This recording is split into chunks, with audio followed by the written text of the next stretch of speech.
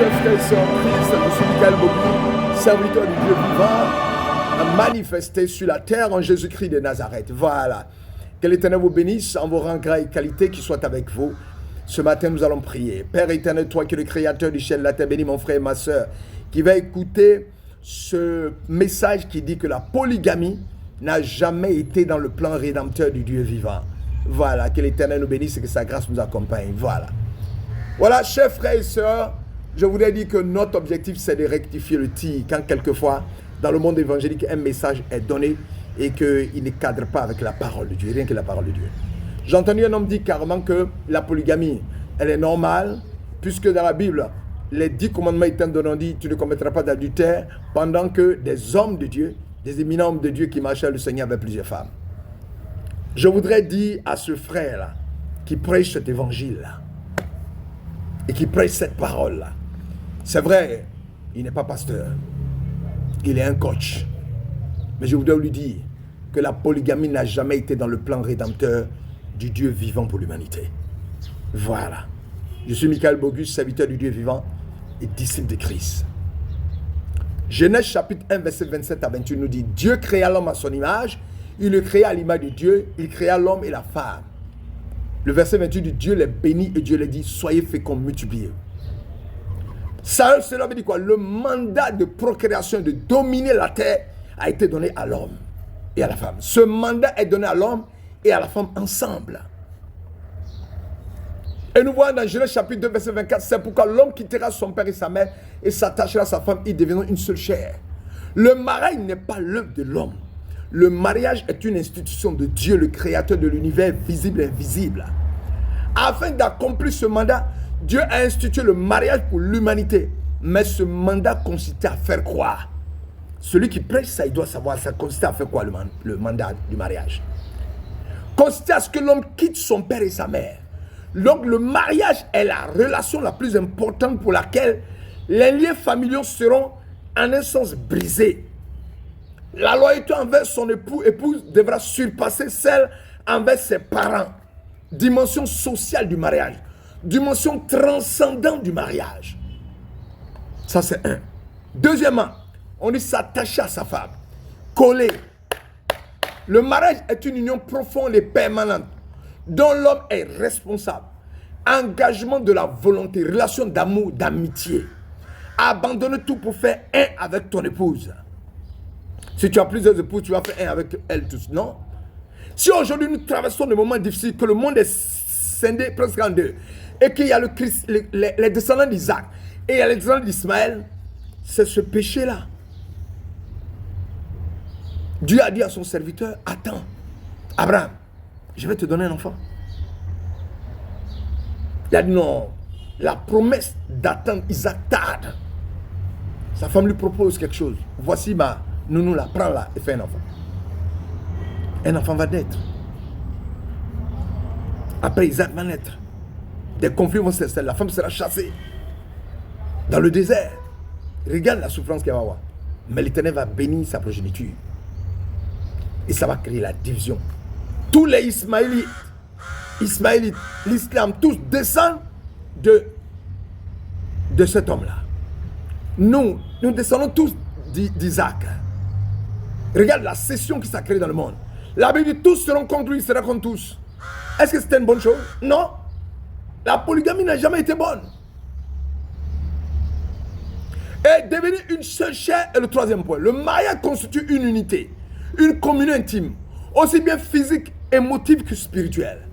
Un engagement réciproque, un don de soi complet à l'un envers l'autre pour créer un seul être inséparable. Voici de façon résumée l'objectif de Dieu pour une institution qu'il a lui-même créée avec toutes les implications, les explications claires et précises. C'est ça. Mais qu'est-ce qui va se passer pour détruire ce mariage? Pourquoi aujourd'hui on vient se trouver dans des hommes de Dieu qui ont plusieurs femmes et qui a détruit la terre? Qu'est-ce qui va détruire cette belle union?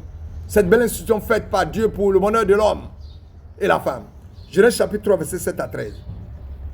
Il est écrit: les yeux de l'un et l'autre s'ouvrirent, ils connurent qu'ils étaient nus. Ayant cousu des feuilles de figuier, ils s'enfirent des ceintures. Alors ils entendirent la voix de l'Éternel, Dieu qui parcourait le jardin vers le soir. Et l'homme et sa femme se cachaient loin de la face de l'Éternel Dieu, au milieu des arbres du jardin. Mais l'Éternel Dieu appela l'homme et lui dit, où es-tu? Il répondit, j'ai entendu ta voix dans le jardin, j'ai eu peur parce que je suis nu. Je me suis caché. Et l'Éternel Dieu dit, qui t'a appris que tu es nu? Est-ce que tu as mangé de l'arbre dont je t'avais défendu de manger? L'ordre de la femme que tu as mis auprès de moi m'a donné l'arbre et j'en ai mangé. Et l'Éternel Dieu dit à la femme, pourquoi tu fais ça? La femme répond, le serpent m'a séduit et j'en ai mangé. Première conséquence de la destruction du mariage, c'est le jardin d'Éden où le serpent séduit Adam et Ève pour qu'ils mangent le fruit défendu. Donc la communion brisée entraîne une communion brisée entre le mari.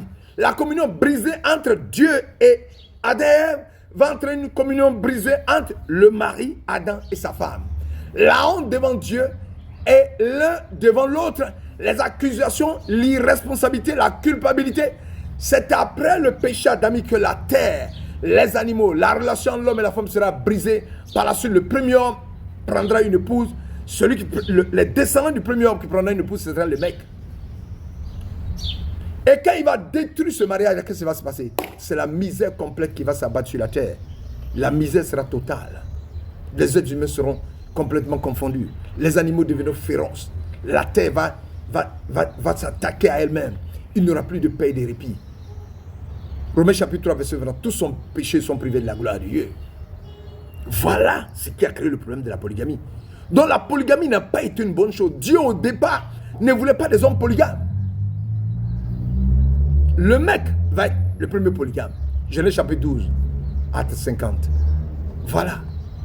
Dieu s'est servi de couples et de familles ordinaires avec des problèmes de péché pour accomplir son plan rédempteur et réaliser ses promesses en vue du salut en Jésus-Christ. Mais au début, Dieu n'avait pas dans son plan rédempteur la volonté d'amener les hommes à prendre plusieurs femmes. Le péché vient rapidement défigurer le mariage selon Dieu. Les mecs et ces deux femmes, vous connaissez les premiers cas de polygamie assortis d'un esprit de vengeance. Voilà. Donc tu ne peux pas affirmer sur un plateau rempli de l'esprit de Dieu. Heureusement, bon, tu n'es pas un pasteur, donc je comprends que il y a eu la polygamie alors que les grands hommes étaient polygames, alors que la Bible parle de ne pas commettre l'adultère. Quand bien même Dieu a permis aux hommes d'avoir plusieurs femmes, mais n'a pas institué la polygamie comme règle. Genèse chapitre 4, verset 19, Genèse chapitre 16, verset 1 à 4, Genèse chapitre 29, verset 18 à 29, Dieu a donné à Adam et Ève son unique moitié. Voici celle qui sera os de mes os, chair de ma chair. On l'appellera femme. Devant le péché adamique qui a plongé la terre dans les ténèbres, Dieu a autorisé Jésus à rétablir ce qu'il avait pris au départ en matière de mariage, à savoir la monogamie. Quand Jésus est venu, il a rectifié le tir. Dans Jean 8, 28, Jésus l'a dit donc, quand vous aurez élevé le Fils de l'homme, alors vous connaîtrez ce que je suis, que je ne fais rien de moi-même, mais que je parle selon ce que le Père m'a enseigné. Quand on a interrogé cette question, Jésus a répondu, le Créateur au commencement les fit hommes et femmes. Et dit, c'est pourquoi l'homme quittera son père et sa mère pour s'attacher à sa femme, et les deux ne feront qu'une seule chair. Matthieu chapitre 19, verset 4. Un disciple de Jésus a plus tard écrit, sous l'inspiration de Dieu, que chaque homme ait sa femme, et que chaque femme ait son mari. 1 Corinthiens chapitre 7, verset 2. La Bible dit également qu'un homme marié ne peut pas assumer des responsabilités dans l'assemblée locale qu'à condition d'être mari d'une seule femme. 1 Timothée chapitre 3, verset 2 et 12. Voici des preuves qui montrent que Dieu n'a pas institué la polygamie au commencement de la création de la terre. Son plan rédempteur pour l'humanité ne tenait pas compte de la polygamie. Regardez dans notre monde aujourd'hui. Quand vous avez plusieurs femmes, les enfants se dressent les uns contre eux. Quand vous décédez, il y a une guerre. Non, vous ne pouvez pas dire que ça c'est une bonne chose. Dieu est un Dieu trop intelligent pour poser des actes. C'est le péché qui nous a introduits dans de telles choses. Alors évitez, quand vous prêchez un tel évangile, vous avez une seule femme, vous avez une seule femme. Ne cherchez pas une autre femme. Vous êtes marié à votre femme, vous êtes séparé d'elle, elle n'est pas morte, vous n'êtes pas mort. Elle ou vous n'avez pas le droit de prendre une autre femme. Si vous prenez, vous commettez le péché. C'est pour ça qu'il faut réfléchir, il faut prier. Il faut demander au Saint-Esprit de vous révéler la femme que Dieu a prévue pour vous. Donc la polygamie n'a jamais été dans le plan rédempteur de l'Éternel des armées. Jésus est venu pour rectifier ce qui était cassé, détruit dans l'Ancien Testament. Et regardez ce que Jésus a dit. Il a dit carrément, un homme pour une femme pour un homme. Voilà. Et les hommes de Dieu l'ont répété. Que l'Éternel nous bénisse, que sa grâce se manifeste. Seigneur, soit avec nous. Voici le message que j'avais à vous donner. Quelqu'un qui n'est pas rempli du Saint-Esprit qui proclament des choses, je comprends. Mais je voudrais dire que ce n'est pas ça qui est la vérité. La vérité, c'est de marcher dans la voie du Seigneur, d'avoir une seule épouse, un seul homme. Que l'Éternel vous bénisse, que sa grâce nous accompagne. Soyez bénis dans vos maisons. Au nom de Jésus, Michael Bougui, votre serviteur, là pour rectifier ce qui n'est pas correct. Au nom de Jésus. Alléluia. Rien que la parole là.